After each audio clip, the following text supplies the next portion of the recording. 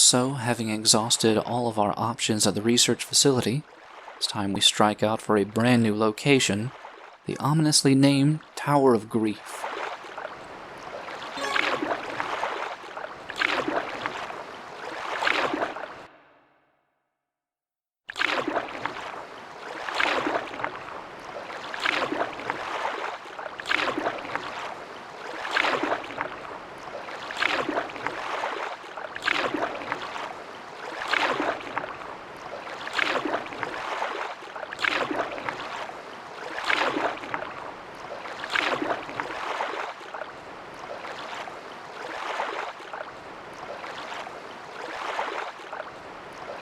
Now, while we haven't really been given any information from the research facility about this Tower of Grief, with a name like that, you can pretty much imagine what's in store for us.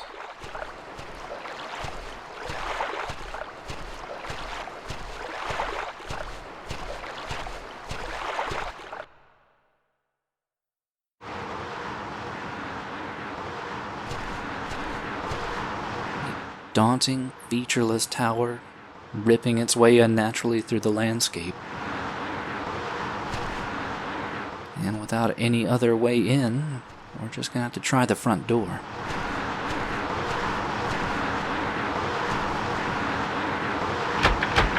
Now, as you can imagine, it won't be quite that simple. First, we have to figure out this colored lock. Just so happens, though, that there is a plate underneath, which we are able to decipher since we did manage to pick up that ancient language encryption code. And while it seems to be a bit of a riddle, you can tell that it's a color-themed riddle. It pretty much illustrates exactly which colors we need to press in exactly what order.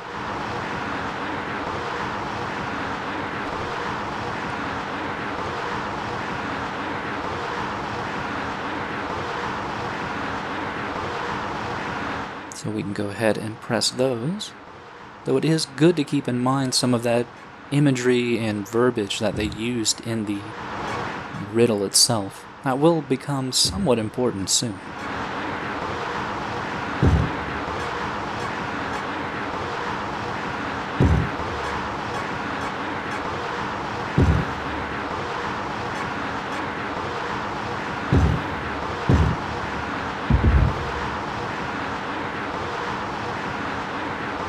With that, we now should have access inside.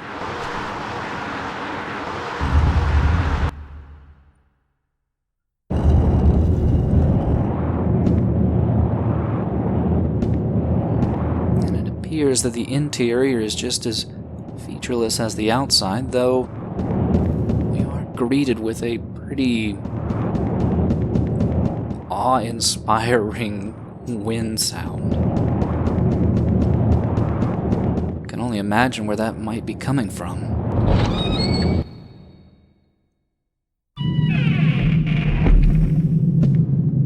Now, as we head into the interior, looks like the entire inside is nothing but a big wind tunnel, stretching far up into the darkness and far down into the abyss. For now, though, we just need to keep pressing upwards.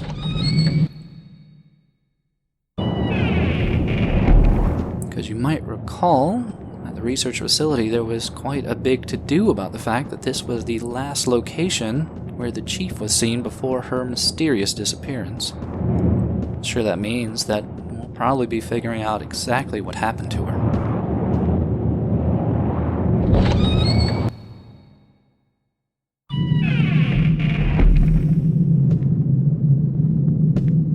There is an additional mystery that we stumble across on the upper passageway here. Black stone with a star-shaped indention. Something good to keep in mind for the future.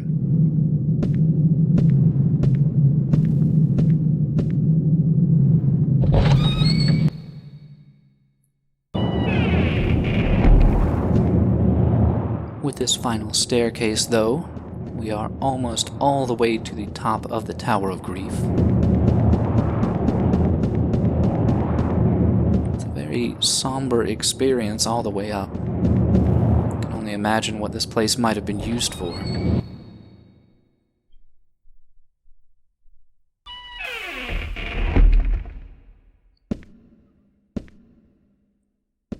Seems, though, that we might have run into a little bit of a blockade reaching the very top of the tower.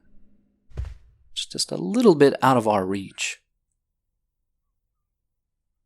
There's just one slight puzzle we have to figure out before we head up there, and it involves another relief of a person with a heart carved out of it. Though this time, instead of a red heart, we find a blue heart.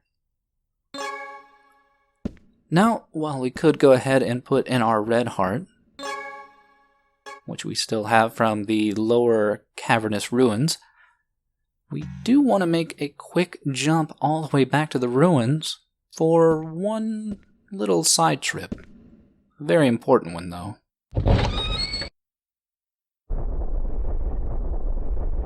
Because, as you can imagine, the researchers here, even though they did have quite a bit of information, made a small misstep in figuring out how to open this door.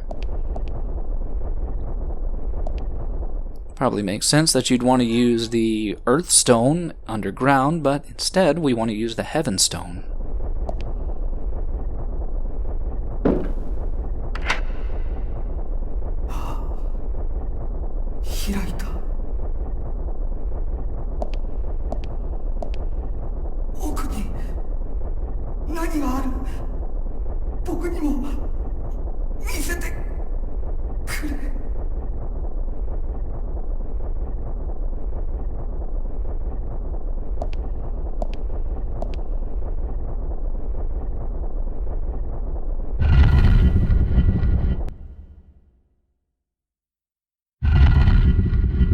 And waiting for us inside is a curious sight indeed.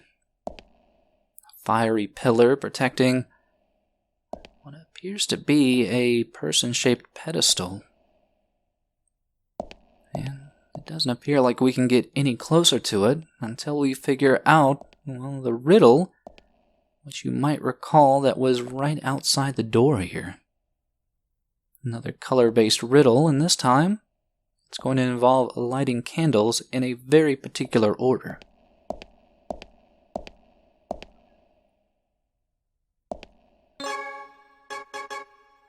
Now, I suppose you could probably brute force both the tower door puzzle and this puzzle. I don't see why you would, but it's definitely a possibility. I do appreciate, though, that the game does go out of its way to point out the fact that you really do need that ancient language decoder.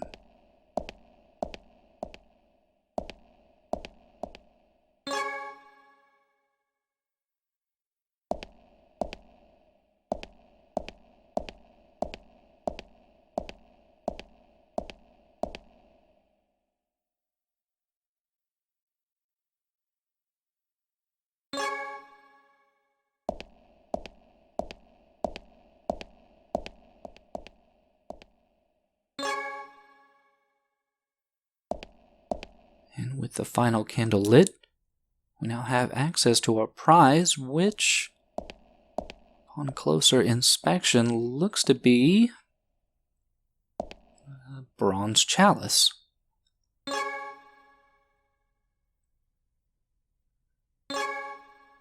Now, we don't really have a use for this, but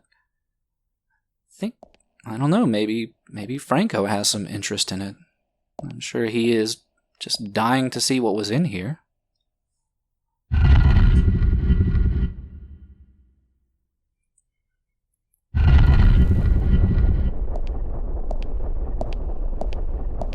It appears, though, that Franco has gone very still. And he's finally been overtaken.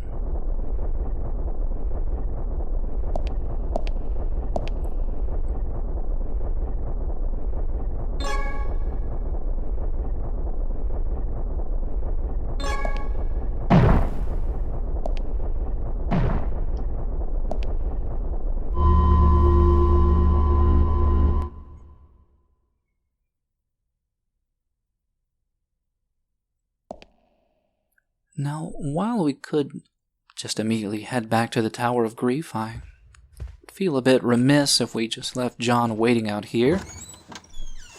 And that key that Franco dropped, if you recall from the previous video, there was one locker next to, I think, where Ken was kicking the ashtray, that was locked to us.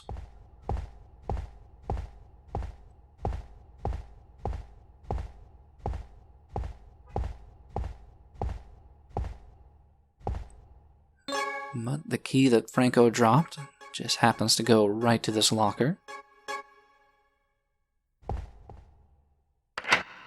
And you can probably assume what the reward will be for this. That's right, it is Franco's lab coat.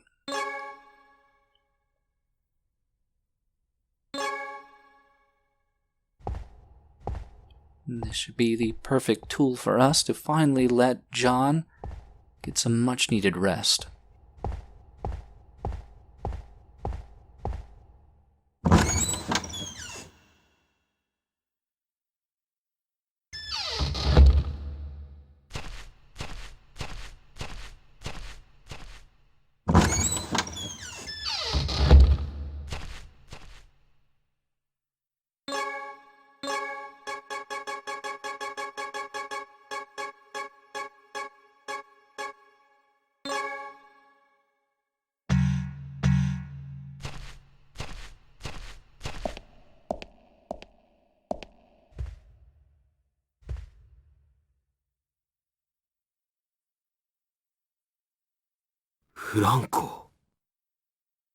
フランコじゃないか。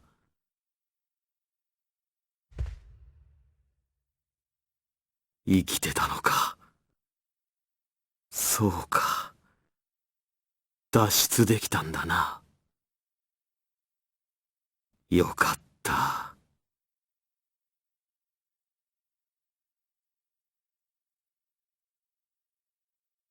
And with another tortured soul finally laid to rest,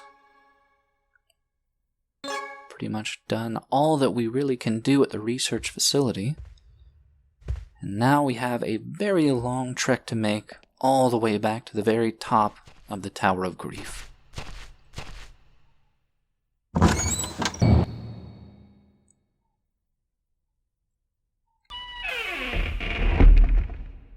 It's time we finally see what is waiting for us on the roof of the tower, so go ahead and place our Earth Heart into the relief.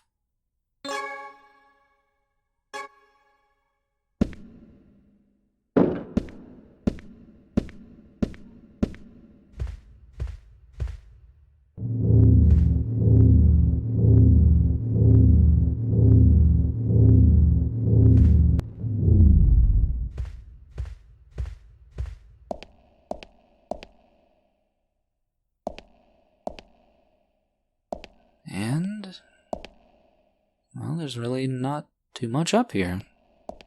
I mean, it's a bit distressing that our light was put out, but, I mean, there's nothing of danger up here. There's just this slate on the ground.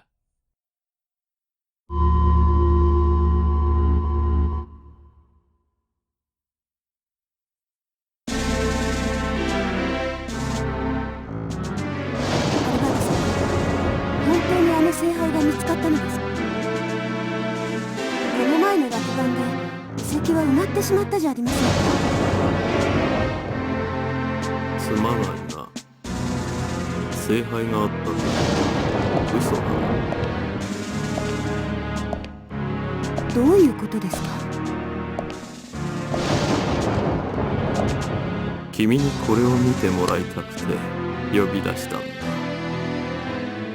それは以前発掘した魂の石ですね。なぜわざわざこんなものを。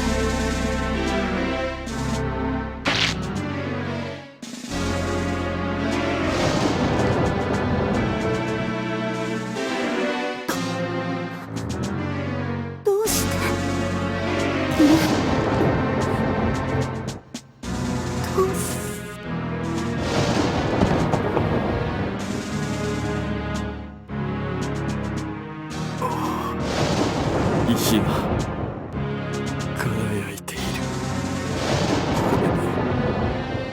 これで助かる。ジェシカ、今すぐ行くからな。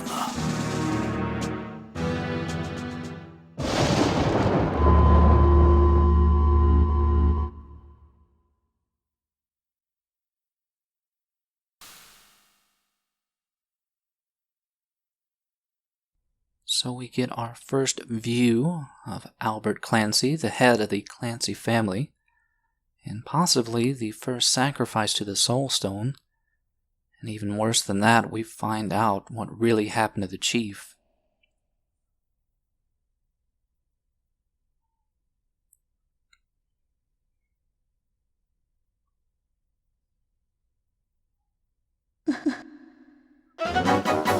And speaking of the chief, didn't really get a proper introduction back at the research facility, so we can get a much better look at her now.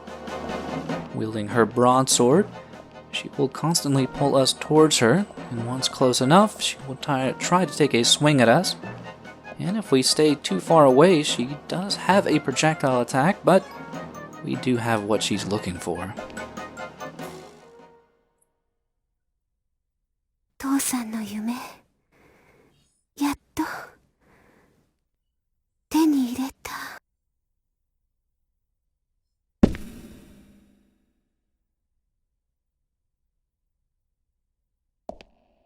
And for defeating her, we do get the 8-sided slate.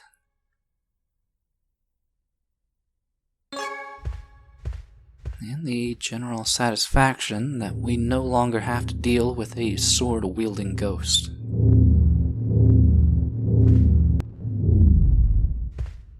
It's just a tiny reprieve that we can use to explore the rest of the Tower of Grief. First things first, we need to make sure and use that slate that we just got.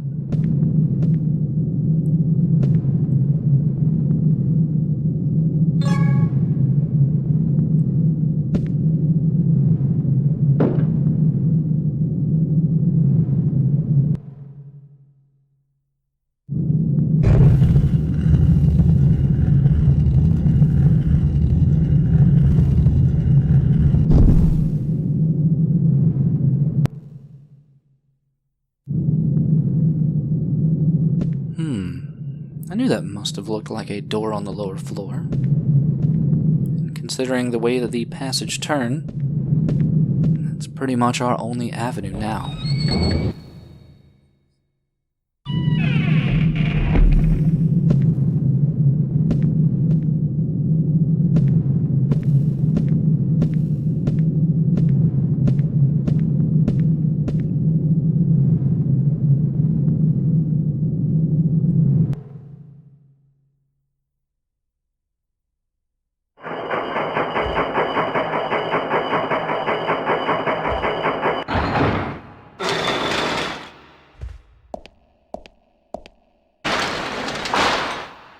So, heading further underground, find ourselves in a mostly featureless room, though we do see a few familiar symbols, such as the eye adorning the ground.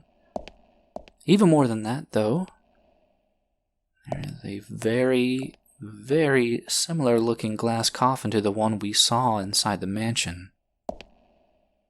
Though what's inside is pretty different from what was inside the mansion.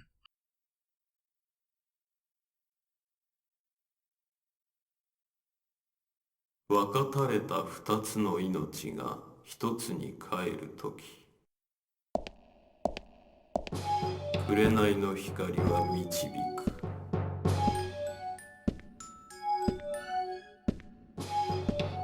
不滅なる死とともに永遠の生を。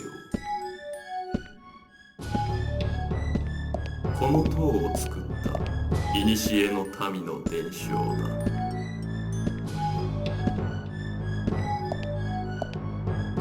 よくここまで来た。私はアルバート・クランシー、この館の主だ。君はリチャード君だね。恋人を探してここまで来た。返すわけにはいかない。私には彼女が必要なんだ。クリスティーナ・コリンズ。本当の名はレベッカ・モーガン。私の妻と彼女は双子の姉妹。分かたれた命とは双子を意味する。双子の魂が一つになる。そうすれば永遠の命が手に入る。ジョージ、彼を捕まえろ。今度は逃がさないからね。君と私は同じだ。愛する者のために何かをなそうとする。だが私もジェシカを見捨てるわけにはいかない。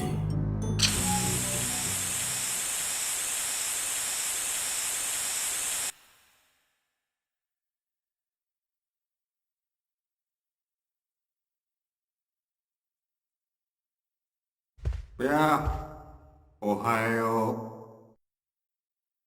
君が悪いんだよ。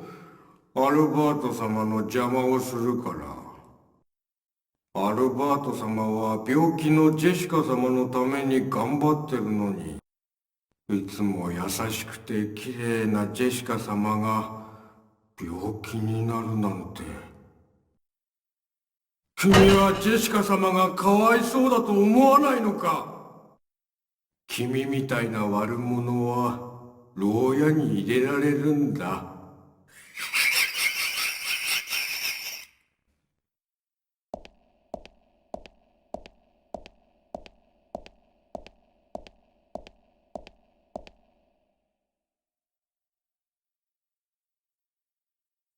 君、いろんなものを持ってるんだね。面白そうなものは僕がもらっちゃったよ。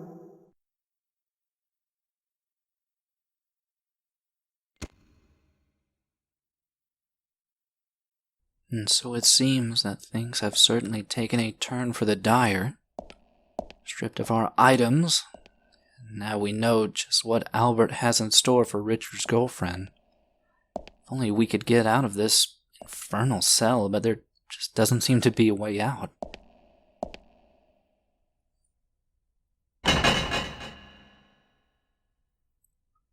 そんなことしてもダメだよ。そっちからは開けられないんだから。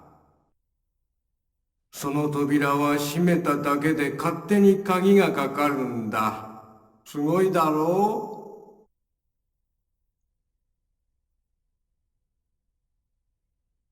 う? Though that is definitely a useful piece of information, if we could just get to the other side. That's going to be a pretty big roadblock to get over. The only thing in this cell is just a bed. 何するんだよ。壊れたらどうするんだ。怒られるのは僕なんだから。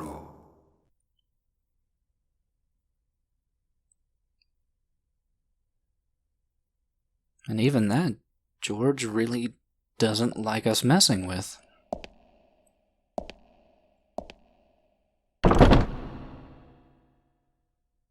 やめろって言ってるだろ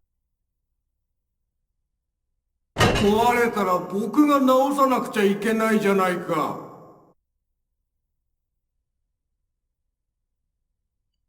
That does give me a pretty good idea of how to break out of here. Just have to wait until our jailer takes a little bit of a break. なんだかお腹が空いてきたな。いいかい、僕がいなくてもおとなしくしてるんだよ。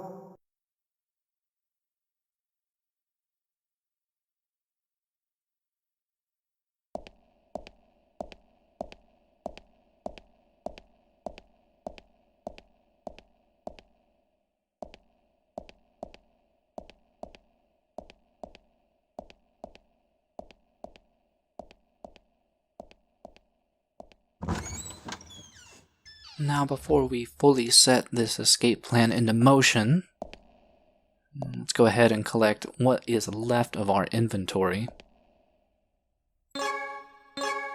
Yeah, George did take some things of interest, though they were mostly only of interest to him, such as all those lab coats and the lantern. And it's a good way to clear out all that cluttered inventory. For now, though, it's time to put our ingenious plan into action, which just involves breaking this bed. And then watching the slow but sure carnage to ensue.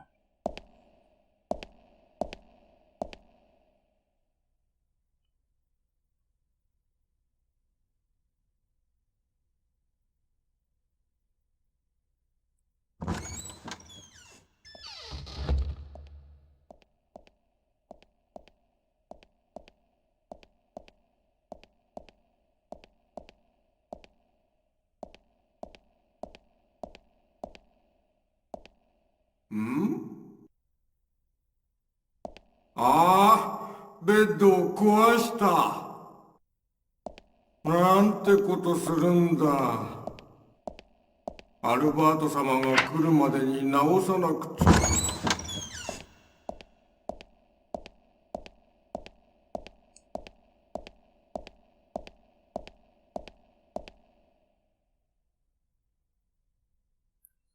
You know, it's really quite nice that Albert has such an accommodating lackey.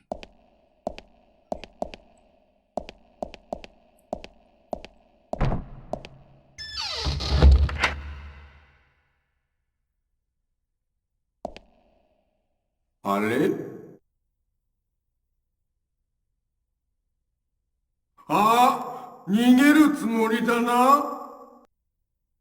そんなことしたら僕が怒られるじゃないか。While that does give us a prime opportunity to escape,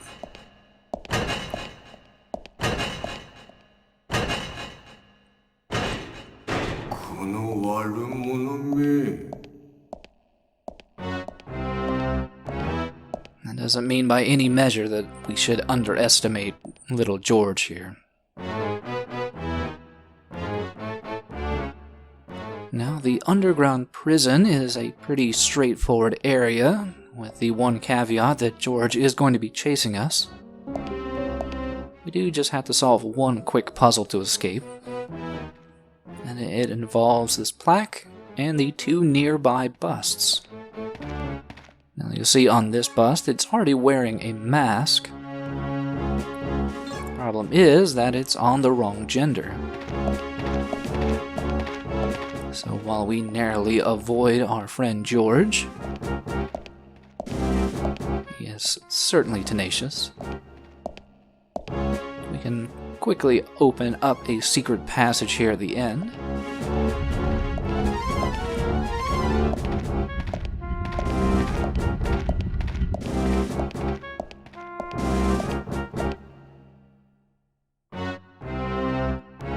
Make our way to another set of cells. Now, there is only one cell in here that is of interest to us because it contains the one other mask that we were looking for. You do have to be a little careful though, because this is pretty much a room with only one entrance, and gonna have to juke around this immovable object. Not too difficult though. You might recall that George is probably not the most coordinated man in the world.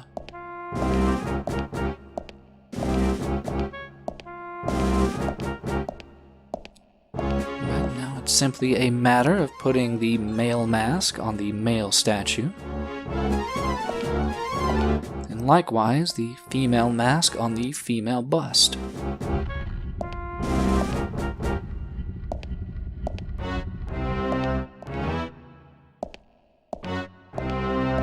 And with that, we're pretty much home free to escape the underground prison.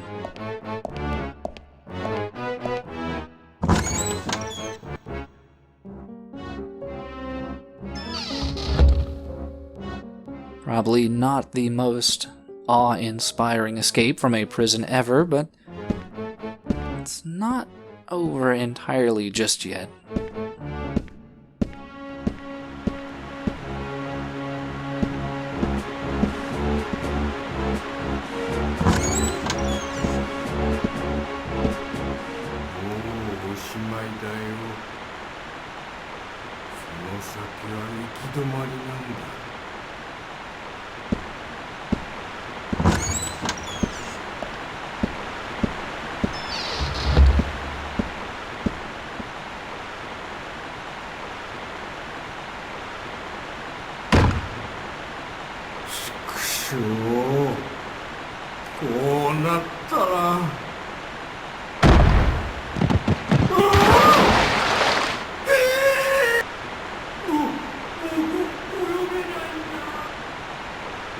Poor George.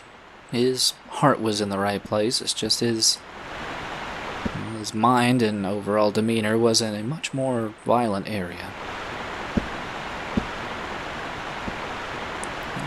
Looks like he did drop something, but before we get that, I don't want to miss out on this easily unseen herb here on the ground. It's a nice means to heal up if George did manage to get a few biffs in on you. Yeah, let's be a little careful and not end up like George did when we grabbed this.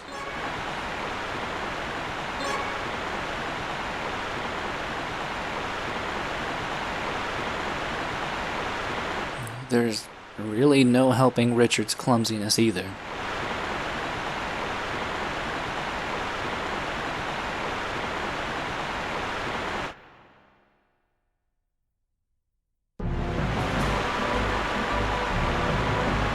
So, this is probably not what you would expect from Echo Knight. Bare knuckle white river rapids ride down a very dangerous cavern. Now, you do have full control over your motion. Well, you can strafe left and right, obviously. You can't go backwards on the raft, and you will need to strafe left and right because running into the walls of the cavern will cause damage to you. And in addition to that, well, there are stalactites to watch out for. I must admit that the hitboxes on the raft here are a little bit confusing. Also, if you do hang a left on that fork there, you can see the final remains of George off to the side there.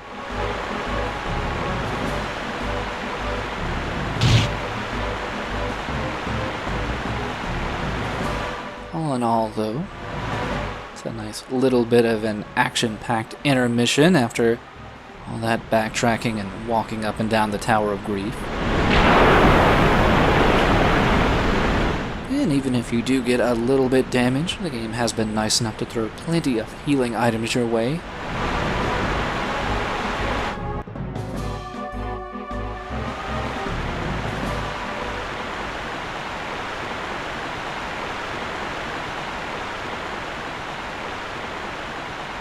Just as soon as it started, so does it end.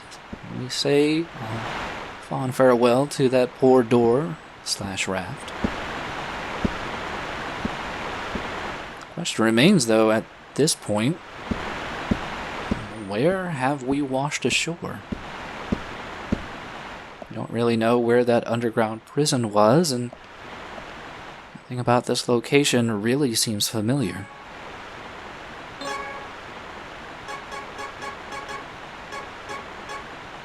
But since we have a little bit of time, we might as well go ahead and read that memo that we picked up. And we find that it is something of a diary for young George.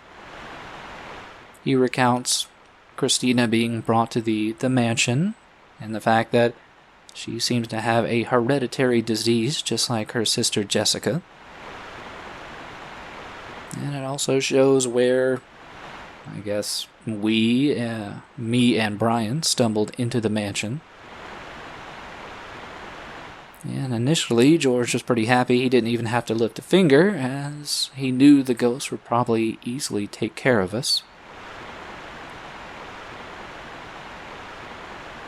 Though in the end, I think we turned out a bit more resourceful than George had initially anticipated, even though it definitely does appear that I don't think George really wanted to hurt us. It was more that Albert was manipulating him into thinking that we were trying to hurt his very dear Jessica.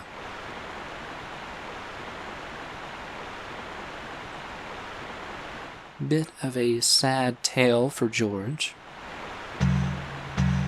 Kind of wish we could have convinced him otherwise, but I guess those are the breaks. For now, might as well go ahead and explore this nearby door.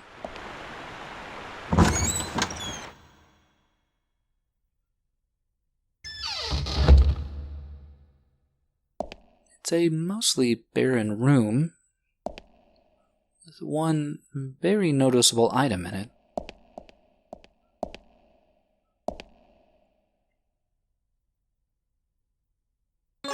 Very ornate looking hammer.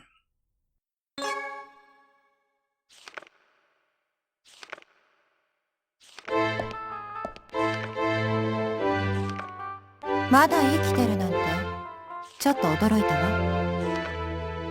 アルバートも今さら何をためらっているのか。もう何人も殺したくせに。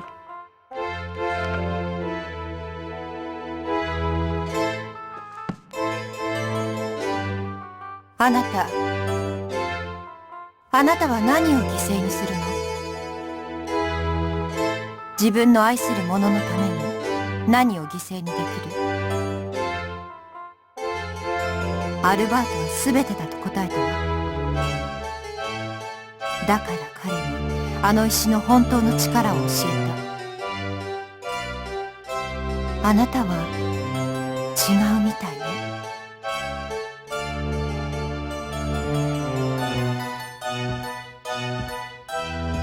もうあまり時間はない。さあ、どちらが勝つのかしら。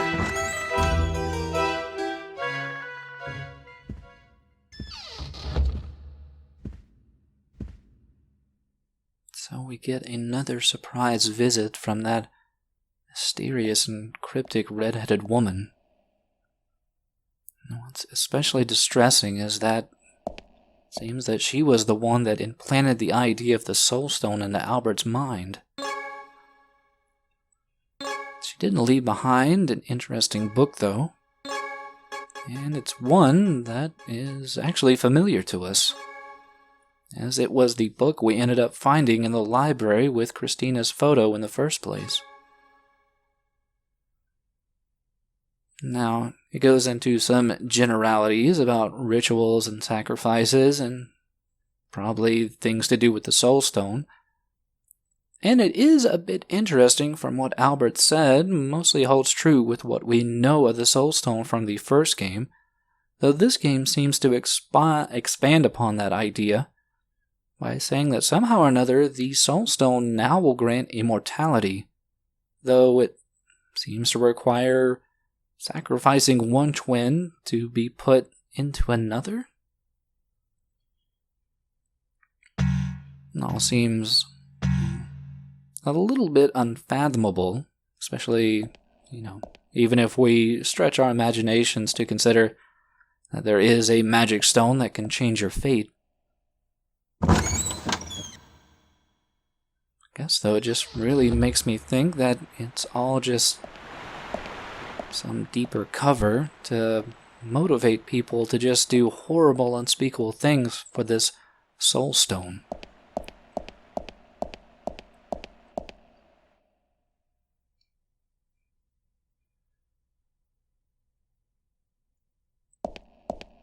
And even though things did not seem exactly clear in the lower floor, the central lounge does sound like a very familiar location.